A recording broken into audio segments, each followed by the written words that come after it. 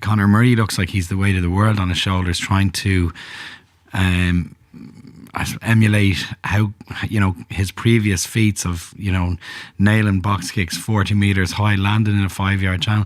That was a great weapon for him until teams realised it's such a lethal weapon and do everything within their armoury to stop him, and trying to spoil the ball at the base, trying to put pressure on his standing leg, trying to do all that. It very simply, you've two very, very accomplished punting out halves in Johnny and Joey on the squad. Can we not pass back to them and kick it 60 metres down the field and trust our defensive line to come up? Or can we've a brilliant left boot in Carney, like throw a miss pass, bring their wingers up and kick it from the left foot into the corner behind them. There's, a lot of teams like Russell and Farrell are using attacking kicks as well to break up rush defences. I just think we need to add variation in fast because we're over-reliance on Murray there. I know you just before you make your point, Murray, just to point out that this was a question actually put to us by Sean Troy. Will this be the year of the old school kick chase 3-man backfield attack of decades past? And if it is, can we afford not to change? Are we in danger of being tactical dinosaurs come the World Cup? Which is kind of what you're alluding to there to a certain extent.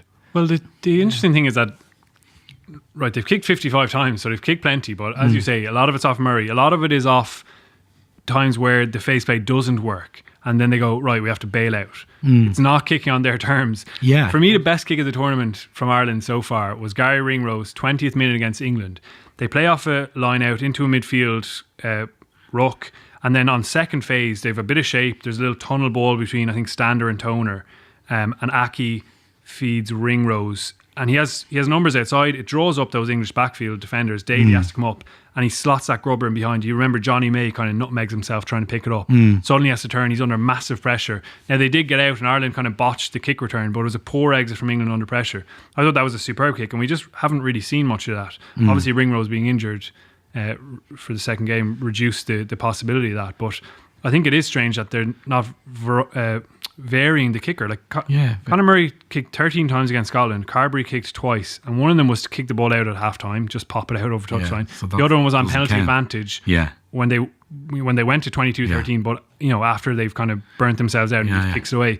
He actually didn't kick once in play. It was absolutely bizarre, because he can kick. Like, I don't understand why Ireland aren't taking a bit of pressure off Conor Murray when it's clear that the box kicks aren't. Yeah, and Conor's having a dip in form, which happens. He's been outstanding for about 2 or 3 years. He's come back from an injury with, I know he's been on the field 7-8 games fully.